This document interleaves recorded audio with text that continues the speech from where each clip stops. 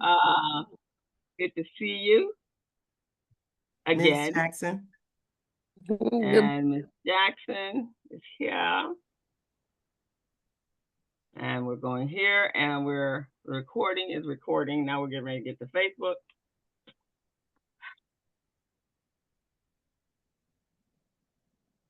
Okay. Hope you all are doing well on this very nice Thursday morning. Yeah, the week has gone by pretty doggone fast. It really has. And we got Memorial Day coming up. And we should be live. There we go. Right now. Okay. Good morning. Welcome to the community briefing. My name is Gregory Sneed. Today is the 22nd of May in 2025, and we are glad you are here. Sit back, relax. We've got a great show for you today. Our guest is from the Goldman Sachs 10,000 Small Business Program, Nicaela Chinnaswarmy, and she'll be joining us any minute now. I mean, she's already on here, but she'll be joining us on screen and telling us about the program and what she's been doing, who she is, and where she's from, and all that. So again, my name is Gregory Sneed. I'm president and owner of Lifesaver Financial Services.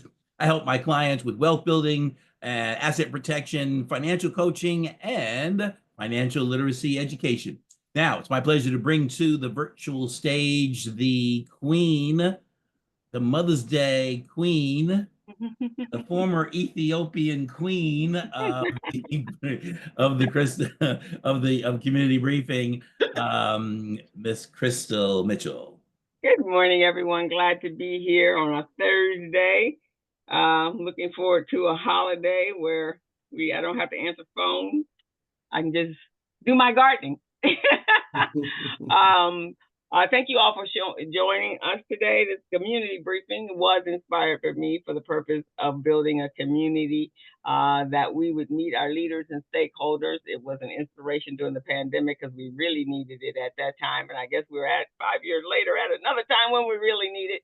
And so this is the place you come every Thursday to meet people that are really making things happen in your community and restore your faith that people do care. This platform is powered and sponsored by Recycle Black Dollars and the BBA. Miss Sarah Harris is on the Black Business Association, and we're monetarily sponsored by Los Angeles LDC, Urban Excellence, SoCal Gas, SoCal Edison, and PCR and Wells Fargo. And we want to thank you guys for all joining us. We have a fantastic team. You've met Greg, and then Mr. Steven, who is our producer extraordinaire, and thank goodness for him. And then the other female energy is Miss Robin Billups, and I'm going to turn it over to her. And welcome, Nicaela. Nicaela, we are happy to have you with us today. I'm sure she gets her name called pronounced every kind of which way. So, good greetings, everybody. Glad to be here. Robin Billups with the Billups Group. I work with clients to help them get to a strategic framework. Shut up, Greg. Around their mission and vision for their enterprise. I'm glad to be here because, again, community is important at this time. And I met this young lady at a conference and instantly said, no, you have to come on the briefing. You have to share what you know, and you have to share this opportunity. So we're going to get started. I'm going to kick it back to Greg so he can make the introductions and we can move into our program. Thank you.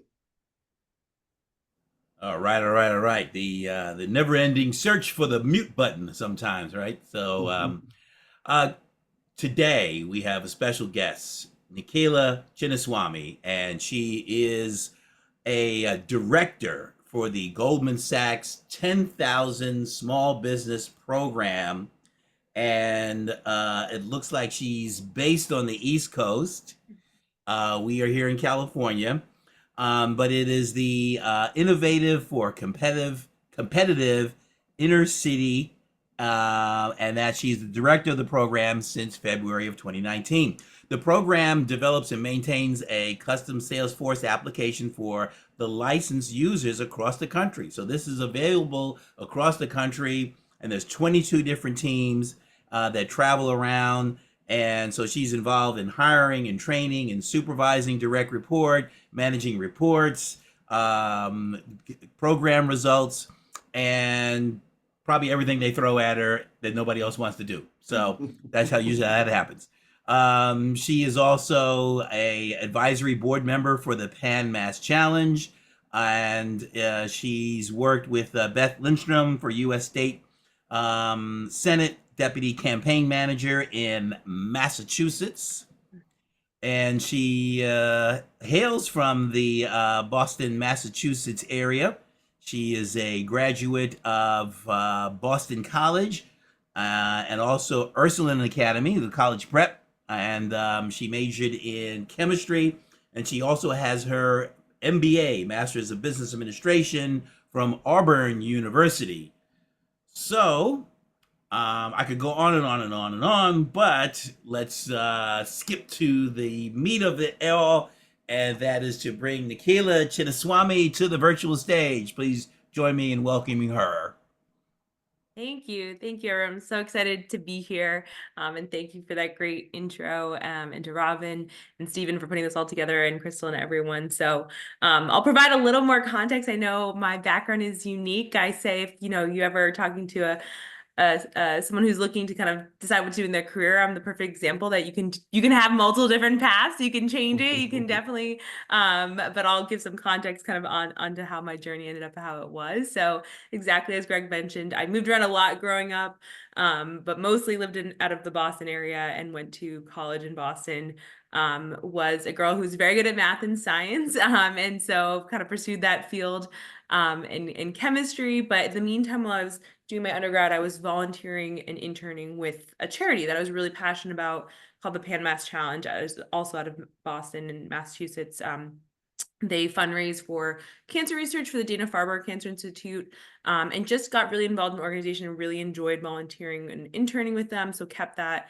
And when I was graduating, I realized that jobs in chemistry were, PhD, very kind of like lab focused, and I wanted a job with a lot more activity and social engagement. So I actually took a full-time position with the Pan Mass Challenge and pursued nonprofit work, which is kind of how I led to some of that path.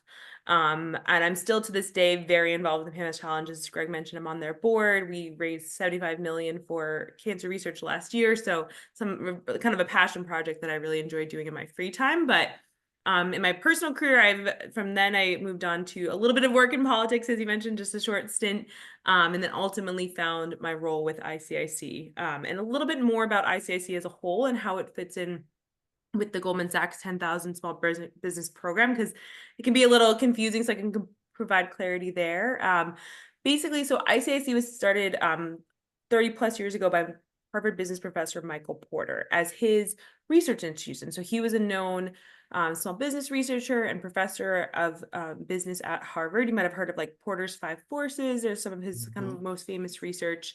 And we started as his research institution to focus on that small business research, because he saw where many groups were doing large business research, but not necessarily small businesses. And then because he was doing this research, it had all these great findings. So from them, we stemmed into several programs. You may have heard of our ICCC or Inner City Capital Connections Program or IC100 Award, all these kind of different programs that could help areas that his research showed businesses needed help in terms of capital, in terms of advisement, resources. All the programs at ICIC have always been, since inception and to this day, free. We don't charge any kind of tuition or anything for any of our programs. They're all free. And then in 2008, basically, Goldman Sachs came to Michael Porter, knowing his expertise in business, when they wanted to start a program for small business. Goldman, understanding the times of 2008 was maybe not the most popular, but saw the importance of small businesses in the economy and what had happened in 2008, and that being maybe avoided by having stronger small businesses in our economy. So this program really was started as a philanthropic effort by the Goldman Sachs Foundation to help small businesses. They did they started it with ICIC. We are the outreach and recruitment partner on the program. So we do everything up until the day class starts, everything from spreading the word about this program to helping small business owners through the application process. And then we also work with local site teams around the country in offering the program. Our colleagues on the academic and alumni side of the program are Babson College, as you may have heard of. They're the ones who developed the curriculum for small business owners. And I'll share just a couple slides to help kind of provide more context too about the program and provide clarity there. So let me just pull those up. Here we go. Perfect. Hopefully everyone can kind of see that. There we go. Perfect. So in terms of the program that they designed, Babson College is a well-known school for entrepreneurialism. And they've had like the founder of Spanx went there, all these like kind of really Fortune 500. They really do focus on business. And so what's unique about this program actually is the curriculum they designed. You have to go through this program to take. You couldn't even like go to their MBA program to get the business classes that you would get free from this program. So designed only for small business owners. The program is kind of divided into these 3 buckets. So first being the education. It really is bringing small business owners back to the classroom. We know so many of them are, they might have a bakery and they do make the best cake, but they don't like to balance their books or know how to do that, or think kind of areas that they might need help on, or other. We've even had great doctors and lawyers who run their own practices who have had so much schooling, but still don't know how to balance their books or do the same problems. So kind of seeing those commonalities in the classroom and really going through aspects of like accounting, negotiations, marketing, employee management that seem to be struggles in areas that all business owners can provide more help in. And there's a huge peer-to-peer component that comes with that. And we foster that. We have a couple ways that we really do foster that. So as much as they're learning from the curriculum, small business owners are learning from each other. They're hearing how someone else dealt with an employee issue that they're wondering how to deal with now, things like that, and providing them with a bigger network of resources of people to call on in the future as well. And what they're building in the program the whole time is a 5-year growth plan for their business. They're actually detailing out, okay, what is the financing or capital that I might need in order to make my next hire? And then when I make that next hire, what's the job description of that person going to be? Like, what are they going to take off my plate? And then what new leads could that person bring in? Kind of really detailing it all out. It's a little different from a business plan in the sense that it's meant to be more living and growing and changing with their business, but also provide that roadmap to them as well. And then pathways to capital. So the program, there's no direct like funding or any kind of commitment you need to make with Goldman Sachs. I know people hear that name and sometimes, but you don't have to do bank with them or anything like that. But we also don't provide a direct funding as part of this program, but we do have a lot of CDFI partners around the country that we're partnered with and connect alumni with in order to get that funding. We make sure first in the program, it's about 1/3 of it is finance-based, from understanding those financials to financial forecasting. They know exactly the kind of funding they need when they lead the program. They also practice a pitch, so they're ready to apply for that funding and get that funding, and then connect them with those individuals to make sure they can get it going forward. And then lastly, business support services. As part of the program, every single business owner gets assigned a business advisor who is a faculty member. They're not volunteers, they're full-time paid roles, who will work with them. They'll help them get the most out of the program. They'll answer questions they might have, advisement they may need, things like that. And we also work with hundreds and hundreds of partners around the country to spread the word about this program. Make sure local chambers of commerce or small business centers or anyone or people in your community kind of know about this program, really, because it is completely free. There's no tuition or cost or anything like that. And you get the education, the business advice, all of that, a business advisor as part of this program. So we do want to just kind of spread the word about it. The main goal of the program is really to help small business owners grow, scale their businesses so they can create more revenues for themselves, for their families, as well as for their communities, and create more jobs in their communities as well, and be kind of that backbone that they already are, but help them in doing that in that regard. I mentioned some parts of the education here, but again, it's no cost, and we really do elaborate on that peer-to-peer learning. You'll see we do have multiple sites around the country. My next slide coming up will show you all the local, but anyone who lives in any part of the country or U.S. territories can attend. It just depends where they're based on which program they go to. So most of our local programs have a cohort of about 30 scholars. Our national program, which would be for anyone who doesn't live within 2 hours of our local one, will have closer to 150, 170 scholars as well. So there's an option for everyone, regardless of where they're based. But either way, whether it's the local or the national program, they're going to spend about 12 weeks in the program. And it's about 100 hours. So we do want to be upfront that it's maybe more intense than some of the programs they've done before, things like that. We found that as long as a small business owner knows that up front, can plan for that, then they do get a lot more out of it because it is very structured and intense in that regard. Okay. There we go. I've mentioned the curriculum a bit, but this lays out kind of the topics you can see here in the order we go in. So it is very holistic, everything from thinking big about growth and big ideas to marketing and operations to actually achieve that growth and kind of put that plan on paper. We do have several clinics as well, as you see at the bottom, of workshops. For example, the financial statements workshop, they actually take out those profit and loss and balance sheets and they look through them, and we help them find out how to make ratios on their business to understand how they're doing financially, and then compare those ratios to other businesses in their industry. So really in-depth kind of in that regard. The whole program, we're not doing examples of like Walmart or Coca-Cola or Fortune 500 companies and then sending scholars home and saying, okay, apply it to your business. We try to make it very applicable in the sense that your business is the example. Your business is a case study you're working on. Let's apply this concept and to your business directly. Or you're the lender. We actually have lenders come into the classroom and we switch roles. We have the business owners be the ones who are telling if they'll get funding or not. And we have the lenders ask for funding. And it's a great kind of role reversal to see kind of what are the questions the person in the other seat would ask, have them think about things differently for that, preparing for those conversations they have down the road where they may be asking for funding. And then I've mentioned kind of the growth plan that they resulted in and they get to walk away with. It is a deliverable that they turn in kind of as a part of graduating from the program.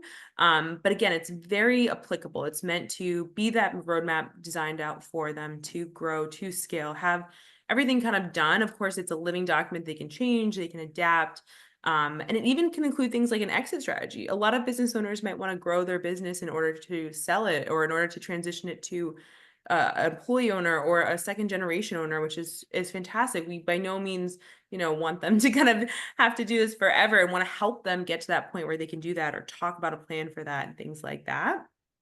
And so they can also grow as a leader in the program as well. So this is a huge kind of result. It's something they walk away with. They're also going to walk away with 2 different pitches, both that funding pitch and a pitch for their business in general too. And we've seen hundreds and hundreds of alumni go on and use those pitches to win lots of pitch competitions and more funding and things like that as well with that kind of expertly done pitch as well. So kind of why do the program and what do we see kind of our alumni? We have at this point nearly 17,000 alumni around the country. I know I saw Bianca was one, so thank you, which is fantastic. It's really awesome that now it's like hard to go somewhere and not find an alumni, which I love. And it's a great part of the program. When we started the program in 2008, we were hoping to hit 10,000. We have, of course, since done that and plan to triple and quadruple that. But at this point, it's a brand name. Our 10,000 small businesses is a brand name, but we have more than 17,000, which is really great.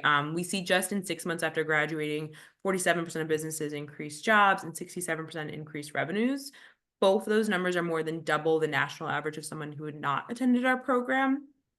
One of the other stats that is not on this slide, but I really like is 85% of our business owners do business together after graduating from the program. And I think that really speaks, I've touched on kind of the peer-to-peer network, but I think that stat touches on like the mentoring and the kind of everything that have the community that you build, because we have a very robust alumni program as well. We by no means kind of leave you once you graduate. There's an online platform that we've custom built. It's like a custom LinkedIn kind of. So everyone, all the 17,000 can connect if you're trying to expand to a new area and you want to meet somebody there or trying to get to know other people in your industry. There's all different kind of resources and ways you can meet them through that platform or just share updates. And it's really active. We also have continuing social engagements for our alumni as well, for them to just get back together and network, as well as continuing education. So we offer different kind of like webinars and talks with different leaders at Goldman, things like that, so they can keep learning, even like a 1 year later clinic where we bring them back to the classroom almost to the day a year later and do like a refresher on different pieces as well. So we really do intensify that. Like, we're not just gonna talk to you for 12 weeks. Once you join it, you're a part of it and it keeps going. We even have really exciting, we'll bring every few years, we'll bring thousands and thousands of alumni together in DC for what we call a summit. Because one of the curriculum pieces is teaching small business how to advocate for their small business. And they can do that through a bunch of to their local leaders, to whatever it may be. We want to make sure they have that skill. And then we do bring them all to DC every few years so they can do that right in front of their members of Congress and help provide those doors for them to make sure the small business voices are being heard by the people who need to hear them the most too. So really, really kind of emphasize that part a lot. Just a little, I'll leave you with kind of And this can be, you know, we do kind of just, this is just a light criteria in terms of, we want to make sure, again, business owners that are ready to grow and scale, and some tools are criteria just to help you do that, kind of, and be in the right place in your business to do that. But we have plenty of businesses who might not be ready for that, and you can still apply, and we'll keep you in touch and kind of on our emails. Or we have some businesses who come back to us a year later and they say, okay, you know what, I thought I was ready, but I was nervous for the time commitment, so I waited, and now I really am ready, and it was the right choice, things like that. But let me explain kind of with this criteria why we have them, and what we're looking for with each one. So owner or co-owner of business, I think hopefully is the most straightforward. We want you to, you know, you have ownership, and the decisions of the business rely on you. You don't have to have 100% ownership. We see plenty of businesses where it's 50-50 and one owner tends the program, something like that. That's completely fine. We've even had situations maybe where a family member is majority owner, but there's another family member who's going to be more majority in the future, and that person makes most sense to attend the program right now, and that's fine. It's just somebody who, again, we want someone with ownership in the sense that it's different decisions you have to make, and different kind of responsibility that falls on you than an employee of the business in that regard. We do accept nonprofits too. So if you're a nonprofit, of course, you would not have ownership, but we do accept nonprofits and have a ability for that as well. That you've been in operation for at least 2 years. Again, I mentioned the program is a bit intense and really focused on growing and scaling as opposed to setting up a strong business. So we want to make sure we're clear about that, so you know kind of when the best time would be for your business.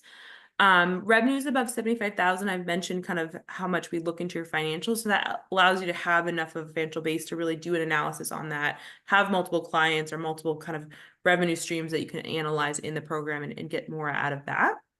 And then have at least 2 employees. This includes yourself, so it's really yourself and another employee. And we do count full-time, part-time, temporary contractors, all of that. It does not have to be somebody who's W-2 or anything like that.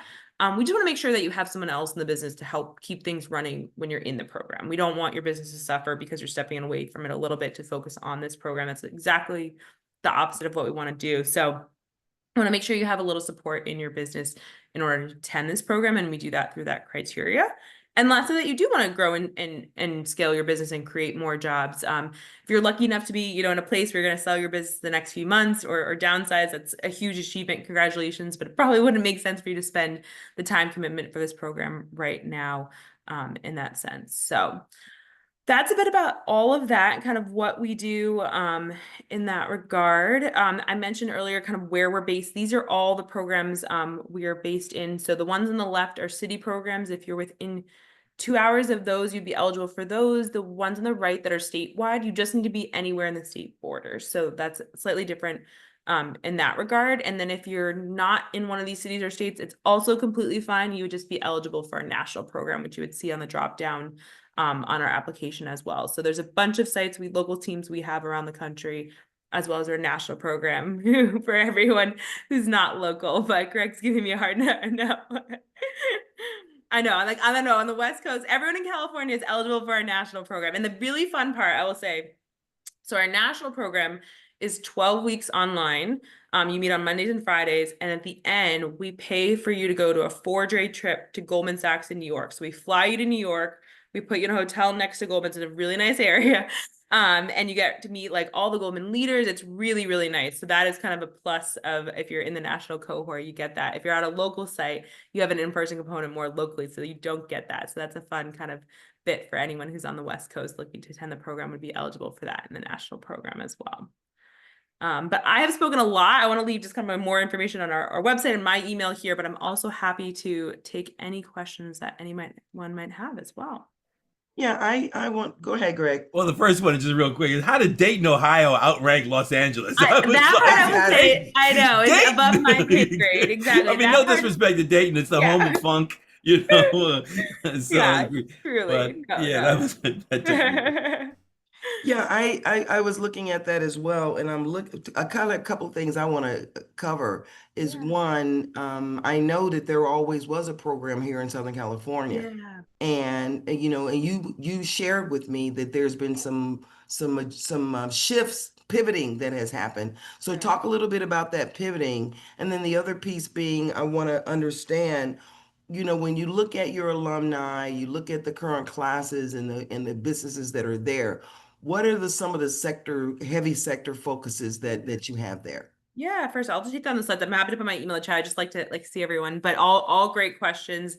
Robin's exactly right. So we did kind of make some adjustments in our locations about 2 years ago, just with some dynamics changing in terms of, again, we've always been able to help any business owner in any part of the country, but we're kind of shifting to more statewide and rural focus. We realized there were some areas of rural areas that didn't have resources the way some major cities had resources. So making sure kind of to balance that out. So that might be kind of why you guys see that in that regard, and kind of that focus on some more rural areas in states that are more rural focused, and switching from the city areas. But again, the good part is no matter what, we can help a business owner, whether in LA or they're in Dayton, Ohio, or they're in Arkansas, we can help them either way. It's just which program they attend. And the program is, I should mention, the curriculum is exactly the same, no matter where you attend it. It's those modules I showed you.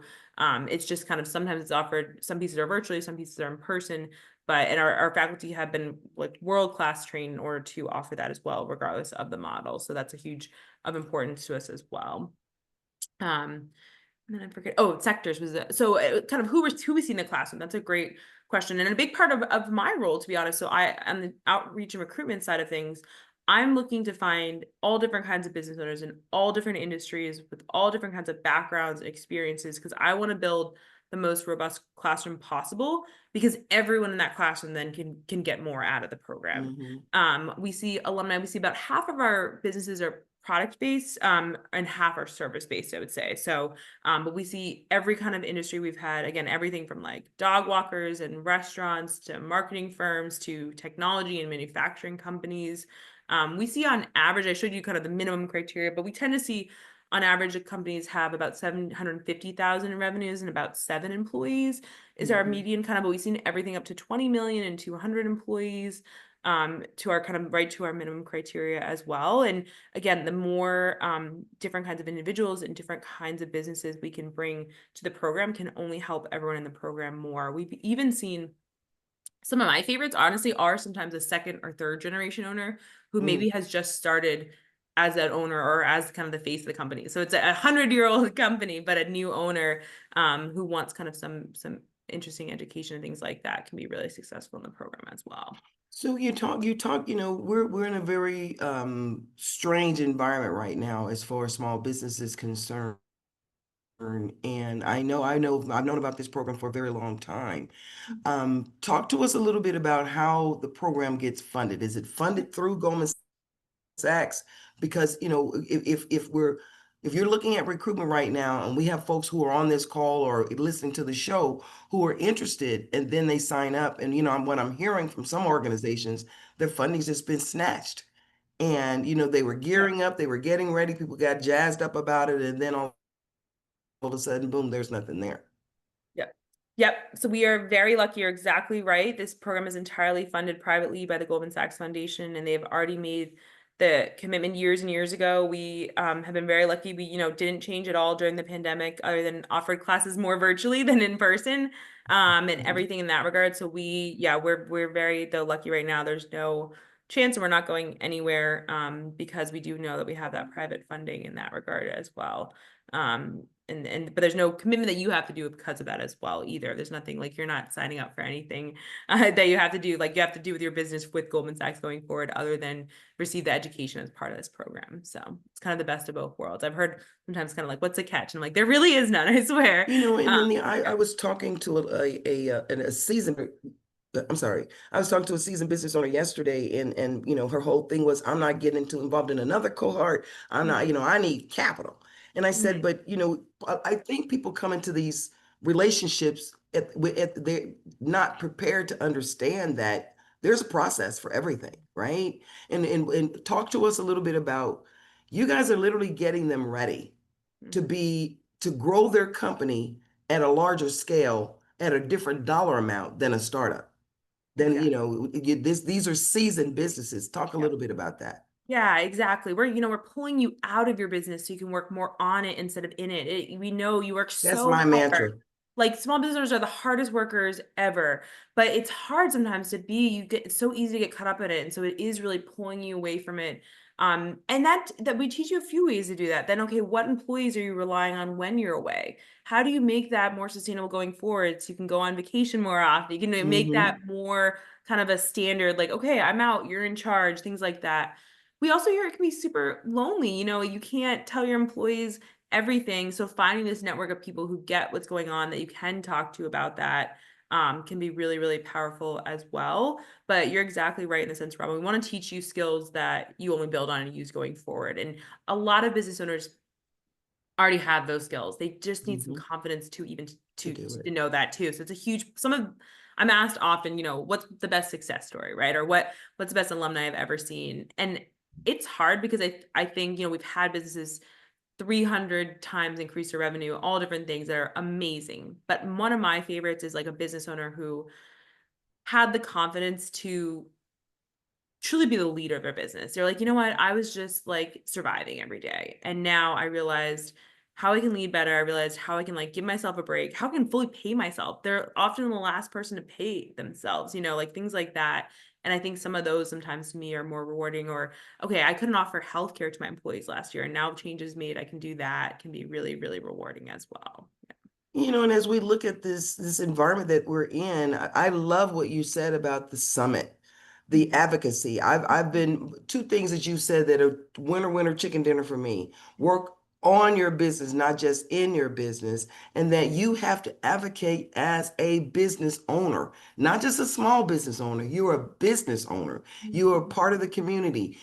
Talk a little bit more about that advocacy piece, because I think that piece right there, when people are upset and worked up about what's going on, they're not realizing what did you do from a political perspective, from a advocate perspective. And I think people get it crossed up that, well, I can't align with this particular person. No, align with the policy. Talk about that. Yeah. Because I talked about kind of, I guess the summit is the big part of it, but a lot of it happens more local every week. So we actually, part of the program, in addition to our alumni network, Goldman built we call it the 10KSB Voices program. We started in 2020, and it really is just that. It's some of the individuals, there's 5 individuals who work in the Goldman Sachs Government Affairs Division who work exclusively on 10KSB Voices. They have different regions around the country, and they are fully responsible for putting our alumni in front of their local leaders. So they organize a roundtable with your mayor, kind of all small business owners, so you can be in front of them. Kind of, they also can be, it's a two-way communication too. If you're having an issue and needing help and trying to reach somebody, like, you can reach out to them to say like, hey, I can't get in front of this person, and this is the issue that's affecting our businesses that I need to talk to them, or however it is. And again, there's a whole clinic in the program called the Advocacy Clinic to help teach our business owners how to do that. Because a lot of times you want to do that, but it's how, right? It's like, am I lobbying? I don't think that's right. It's tricky to understand how to do that and how to navigate that. So we start, and that's a good kind of metaphor for a lot of pieces of the program, is first in the program, we're going to teach you how to do that. And then in leaving the program, we're going to help you do that and facilitate those doors and how to do that. And then I mentioned kind of a culminating of that is the summit, where we put you in front of all your members of Congress as well, and really having those conversations. But those may be local too. We may have one at the summit and then have another one a year later with your senator or member of Congress as well too. Nicaela, I would love to be able to have somebody from that group to come and talk on a community briefing. Okay. Because I think that we're to your point, we need to help teach people how to advocate, right? And it's not about bitching, moaning, and complaining. It's really about talking policy and how that's going to affect, and who other than business owners know exactly how that's going to affect them. Greg, I'm going to call on, you had your hand up, and then I'm going to ask Bianca to get ready to key up a testimony for. Perfect. I was going to ask Bianca too, so you could. Yes. Perfect. Yes. Perfect. Can you share a little bit with us about the faculty? How are the faculty or the instructors selected? Where they come from? Are they volunteers? Are they paid? And are any of them from Los Angeles? No, okay. Yes, actually, yes. No, they are. It's funny. That's exactly. So so I mentioned that Babson College, they designed the curriculum, and they train our facilitators, but all of our faculty are from local community colleges. So we have some out of actually Long Beach Community College and LA Community College as well. So we have all local faculty that are trained on kind of exactly how to teach the curriculum, the faculty guidebooks, all of that. And we have 2 different kinds of faculty in our program. So each cohort will have a lead faculty. So that'll be the person starting and closing every class with the scholars, the same voice kind of in face throughout the whole program. We actually, for all those modules, I showed you the different 9, we have a different faculty because the professor who's, you know, an expert in marketing is not necessarily the finance professor kind of. So you can have that benefit of having someone with you the whole time as the lead faculty, as well as an expert in each area. Those mod faculty also have office hours each week. So if you want to spend a little bit more time on that topic, maybe it relates more to your growth, maybe it's just an area of kind of you struggle with and want to focus on more, you can benefit from that. So kind of that in between of really experts in their fields. We also really look for faculty who are, you know, maybe they're a finance professor, but they're also have a CPA business. So they get that aspect of like they're teaching, but also the kind of the business aspect as well. A lot of them are small business owners or consultants themselves and doing the work. So they understand more kind of that your entrepreneurs are working with. They're not traditional students, and we want that intentionally. So yeah. Great question. I've actually attended one of your alumni lunches, and it's so empowering, and the transparency that these business owners share is critically important. You know, this woman said yesterday, I don't want to do another pitch. And I said, well, did you learn anything? Was there, when you finished with the pitch, did you get anything from it? You know, and I think people tend not to understand you're going to get out of it what you put into it. But if you go in it with the attitude of, I don't feel like doing this, they're going to make me do this, and if I do this, maybe I can go get some money. You know, maybe I can get something from it. But I know this program, and I like this program. So I'm going to ask Bianca, who 9 years ago went through the program, and ask her to share her experience. And while we're waiting for her, Crystal, did you have anything that you wanted to bring up? You're on mute. Yeah. Actually, several. In fact, one of my clients right now, I think last week he went to New York or going to New York. He's this has been his last 2 years.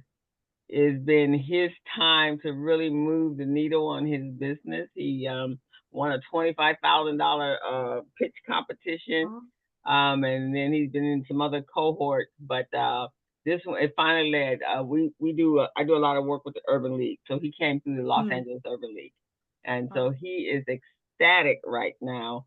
And then I will say, Greg Doolin, who we all know from Doolin Soul Food, I might have been 10, 15 years ago, maybe almost 15. I think when the program first made its appearance in the world, it was about that time.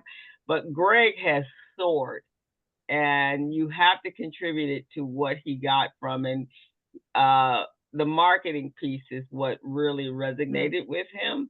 And he has done some incredible creative marketing strategies and campaigns that has grown his business to where he is today. So I think Goldman Sachs is like the ultimate, and maybe possibly your last need for a cohort if you are, until it's time to retire, because that is the ultimate of the ultimate, I think.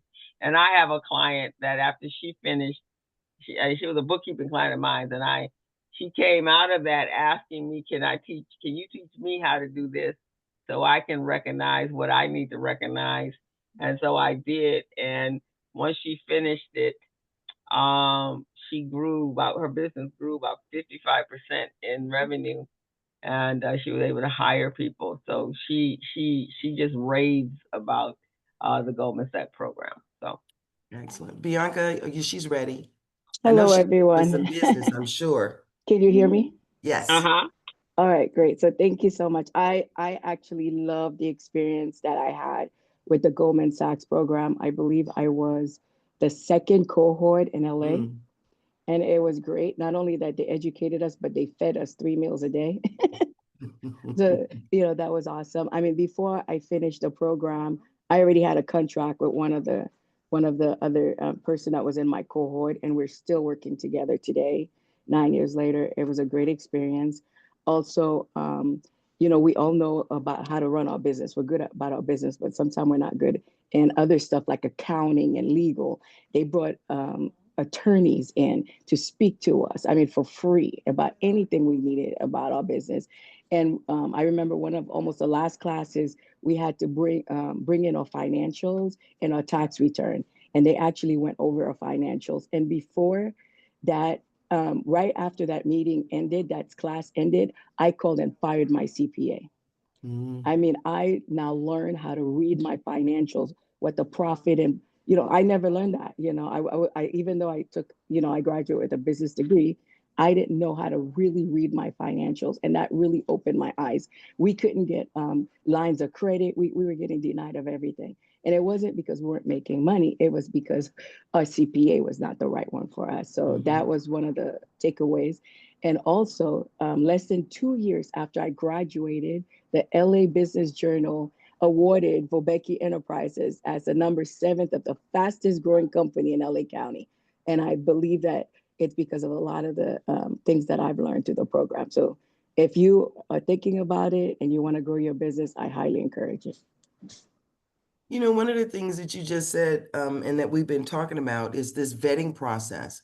And when you sit in these cohorts with these businesses, that is an opportunity for you to vet some of these services that are and some of the skill sets that complement what you do. I get it that there's let me say this. I'm hearing a lot of this fatigue about the cohorts, right? Well, my contention is if you enroll in a program and it's not meeting your need, why are you staying?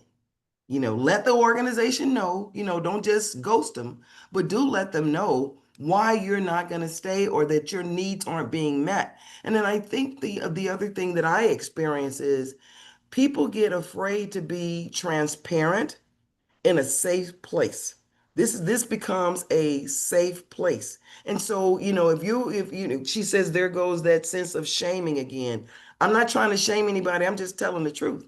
I've been behind the curtain. I've had these experiences, and this is a safe place. So what we're saying is it's critiquing versus criticizing. And what tends to happen, people live in the criticizing space, right? I think that, can you talk a little bit about the pitches? Because I think that pitch part is the culmination of these skills and these resources that are being provided. You talked about 2 different kinds of pitches. Talk about that a little bit. Yeah. The other part I was gonna say, as you mentioned, kind of just, it's just that I agree with you, and kind of we want to really, and I mentioned the biggest use kind of we're taking for business is their time, but I don't want to de-emphasize how valuable we know that is. Like, we don't mean to, and we do see a 98% graduation rate. So in that sense, I think what you just mentioned is very good on that. We want to use your time and make sure it's worth it. And the pitches, exactly. So we do work with, you get advice on those, you get to fine tune those, but it is done in a very, exactly you said, like, kind way. We have, I mean, honestly, we do even some of the modules on you were the leader, and it's the people. So on your own leadership and on your employees, get very emotional. You're exactly right. We see a lot of, and that's where we really want to carefully build. We take the whole cohorts about, I mentioned like 30 to 40. We actually break you into small groups, about 7, that you'll work with your business advisor and will facilitate. So you can have some more intimate kind of groups. And we see, I'm sure Bianca can attest, like some of those groups from 9 years ago plus still meet every once a quarter and get together. Like, it's amazing the connections that are made. And we really do want that more than anything, is to leave you with those people too, from the program, as well as the content, the pitches, things like that as well, for sure. I'm sorry, go ahead. Robin, so I agree with you as well. So not all cohorts are for everyone. And so you really have to understand where you are in your business and what you were looking to achieve in that business. And there are some really, really great cohorts that are on the other side of it. You come out a better business person, or, some of them, I know at the Urban League, they have grants on the backside of it, but you can't let the grant be the reason why you are actually participating in it. You have to put everything that you have in getting what you can get out, what's going to come out of it, right? But you got to have an ultimate goal as to why you're going to even do this, and you have to also be committed. I know I do a lot of coaching and consulting as a result of the cohort. Since I sit with a number of organizations as their consultant. So if they send you to me for bookkeeping and accounting and your finances, then you have to be ready to absorb what I'm going to give you, and you have to make the appointment. And here they are giving you something complimentary, as you say, Robin, but then you don't take advantage of it. And then when that time comes, it's like the last minute and the cohort is about to end. And so is that time frame. And now you're only getting a little bit of what you could have gotten if you had signed up like in the very beginning of the 6-week cohort, right? You would totally get it. So I think a lot of it is that, Laura, is that some people just jump in cohorts. And I've had to tell people, my clients, if I think I've seen you in every cohort that has been put up that's been on a calendar somewhere, and every time I look up, you're in it, and I don't see you actually taking what you got from it and executing it in your business. And if I'm doing one, I'll tell you, no, you can't register, because I got to see what you've got and what you put together from what you've already accumulated, what you've already gathered. How is that being applied, and how is that changing? In my world, all about the revenue. So if your revenue, if I go back and do your financials and your revenue is the same as it was 2 years ago, 3 years ago, 1 year ago, and it's a consistent flat line, then you didn't get anything out of what they told you. And so no, you cannot go to another cohort if you're my client until I see the next year. I want to see these numbers change. Then yeah, you can go for a different cohort, for something different. So I think that's what it is that you have to, the business owner has to go in it with an open mind to get what they want. Now, I also know that there's some of them out there that are there for the purpose of satisfying the sponsors as well. I do know that exists. And so, but there are some really, really good ones. And if any of your mentors, coaches, recommend a cohort for you, they know why they're doing that, and you really should jump into it. That's what I. Well, and to your point, it's the you have to ask the questions too. You can't just say, I'm going to fill out this paperwork and everything's going to work out. You, just like they vet you, you need to vet these organizations. I've been involved in the Babson's College Black Women's Initiative, and it is an exceptional program, and I've referred a lot of people to that program, but they ask a lot of hard questions. And one of the things that I used to say when I was running Supplier Diversity is the fact that we're talking about contracts. We're talking about business. At the end of the day, we're talking about contracts. We're talking about business. That silo of business aligns with the chief financial officer, the chief procurement officer. These people's job is to cut and save money and be efficient. So when you decide to own a business, are you solving a problem? That's the first thing. Not that you're going to make a niche. Are you solving a problem? Do you know your numbers? What is it going to cost? And I think that what I've seen with the 10,000 Small Business Program, I've seen that kind of activity be really, really tight. And so talk to us a little bit about, in our local market, who are the CDFIs that you're working with? And some of them truly, again, are going through it because of this, what's going on with the White House. But we also want to know who locally can we align with. And then Joseph, I'd like for you to chime in from a consulting, having worked in corporate, now you're on the entrepreneurial side. I need you to chime in as well. Nicaela. I think a big part of that too is kind of when you mentioned those things, there's a goodwill, I guess, so to say, if that makes sense. In the sense that, so there, I think you touched on earlier, kind of, not getting capital as part of this program, and some do give that. But because of that in this program, it really truly is, they're giving everything to you and they don't have to necessarily get anything back. Like, they just want to have you have that good experience, because it's not, federally funded or anything like that. It truly is that they want the program funders want business owners to have a good experience. And we do extensively check that as well. As Bianca probably will know, we survey alumni a lot to see like their thoughts. We constantly are editing the program, making it better, changes, we didn't have before a few years ago, we added like a cybersecurity clinic because that wasn't something in 2008 when we designed the program we needed. Now we're adding AI components, like constantly adapting and changing. Because it is intended, you can only go through a program once too. So we're not trying to have business owners come back year after year either, which I think touches on this topic as well. So that as well, that like we want to have them have a great experience when they do go through it.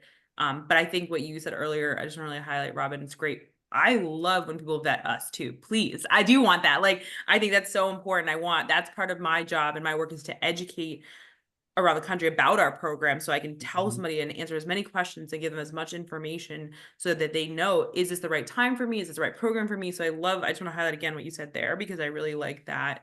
And I think that is super important. And I would love to be a resource if anyone has questions or anything that I can answer to help you in that decision. I'm happy to do so. And I think that's great. And again, we work with all other programs as well too. So, we do have programs that we can tell you, if you're like, I'm not ready, we can advise you on a good program before or after, more some kind of our higher level networking groups. Like I'm very lucky in my job. I get to kind of know a lot about small business ecosystems and groups that help and know kind of where business owners at. So it is kind of like a menu of options and helping a business owner find what would fit them for where they're at in that sense. Not that they're just kind of going up at like the chain constantly, but to know like what they need the most and how they could get it is a really cool part in the sense, and a really great kind of symbiotic in the sense that we're really trying to work with other groups. We sponsor, like Crystal mentioned, the Urban League. We've sponsored them for years, kind of, and things like, we do want to be part of where businesses already are and meeting them where they're at and doing that through existing other partners and cohorts as well too. So does that answer your question? Sorry, I didn't touch on it. I would ask you as a follow-up to send us something electronically about who are the CDFIs that you guys are working with, if there's SBDC centers that you're working with as well. And then the other piece being, I would love for the person regarding the advocacy piece for them to come on and get some tools to work with there. Because I think that what we're not remembering is that when we elect these people, that's our vote.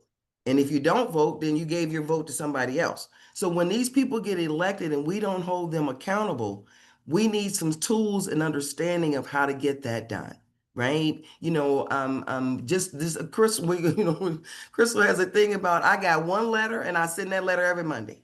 Or I got one guy that I'm going to call his office every Tuesday. It's as simple as that. But again, it takes time. And you got, and I'm a calendar person. So put it on your calendar to schedule those kinds of things. Joseph, I'd like to hear from you as someone with experience as well. Had a kind of a side conversation going in the chat about cohort fatigue. And it seems rather timely because I was talking to one of my former clients about this at an event some of us were at last night. She's been through about 5 or 6 different cohorts. And what I told her was, all that you need to know to go be successful. Stop going to cohorts, put your time into making money. I see I'm getting some nods in agreement from Crystal and Nicaela. There is a bit of a permanent student kind of thing that some entrepreneurs take on, because going to classes is easier than knocking on doors or marketing yourself or being out there trying to make it do what it do, as I like to say. And so people continuously are getting training, but they're not putting it into practical application, and they're wondering why they're not getting the success that they enjoy. We have a consultant saying that we're not responsible for the results you didn't get from the work you didn't do. And I'm getting a lot of cosign on that too. So at a certain point, I think the Goldman Sachs program is excellent. I've had a number of clients that have gone through it, speak very highly of it, that are active in all the alumni functions. Bianca is not a client, but she's someone I know who does the same thing. But at a certain point, you know what you need to know. Now it's time to go put it on the road and make it happen. And there, you don't have to plunge in there alone. All of us or half of us in this room do one-on-one coaching. So if you need every once in a while someone to hold you accountable, provide an ear, or maybe I don't give advice, I ask questions. I tell people that all the time. If you come to me for advice, you come to the wrong place. What I have is questions. I'm going to ask you questions. I'm going to challenge your assumptions. And together we may learn some things and help you work through your issues. And that is what you do after the cohort. That's where you go to next. Another cohort is usually not the answer. And in some cases, they can teach the cohort. In some cases, they've been through so many of them. I told somebody, you can teach what I teach you, what I've taught you. You've gone to everything that I've ever done.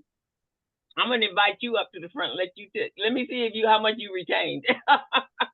Joseph, you just said something. You and your style is a lot like mine, because my contention is, where's the strategic framework around what it is you're trying to accomplish? And that's the hard part. That's, who are your clients? Where do these clients come from?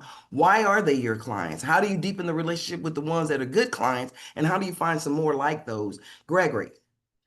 My challenge is that, again, correct me if I'm wrong, the cohort really is a definition or a description of a group of people that go through a particular program together. So a cohort, it's not, people don't have a problem with the concept of a cohort. They have a problem with the concept of that particular program and how that program is structured. So, I kind of felt that we were getting tangentially off to the side here. We're really talking about this particular program, and every program really should be evaluated on its own, as opposed to got this cohort, that cohort. It's amazing because the term cohort has just exploded and become a descriptor as opposed to of the program versus really just it's like a class. Yeah. Like the class of 2025. Yeah. They transit together. So sometimes I get a little distracted by that, by people describing it as a cohort. It's really in this case, it's the 10,000 small business program from Goldman Sachs, or the Goldman Sachs 10,000 small business program. I forget the order, but you know what I'm saying.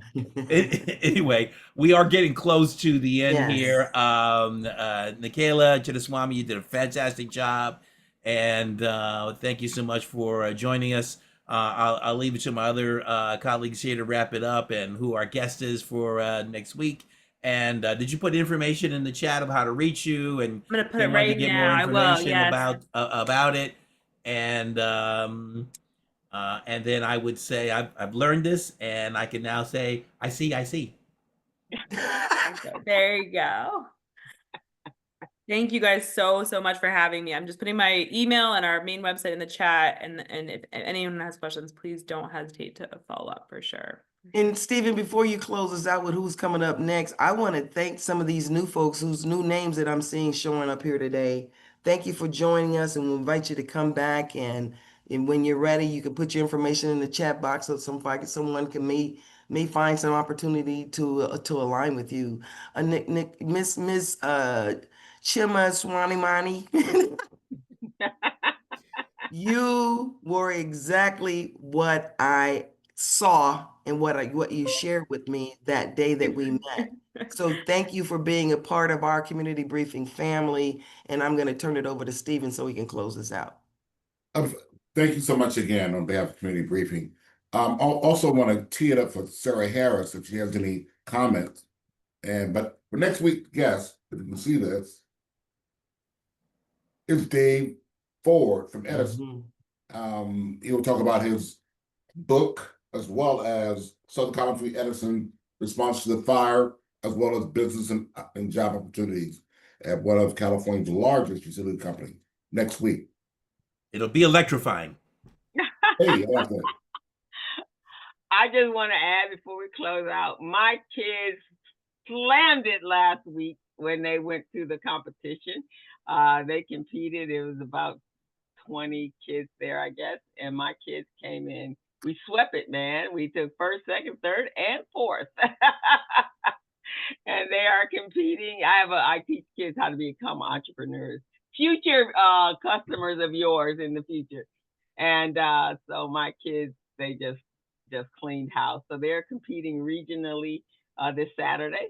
And then hopefully they will be, two of them will be going to nationals again next year. And I think one of those may get to internationals. So I'm very proud of my children. Crystal, we'd love to have them come on. We'd love to have them come on and each one of them do like a little pitch. That would be Okay, great. That we can would do be that. great. I can make that happen. We But need yeah, we they're need to excited. arrange that. Yeah, Let's I will work with definitely do Stephen to that. get a date for And if them. anyone has any young people between the ages of 13 and 18, we are still accepting signups for Biz Camp for this summer.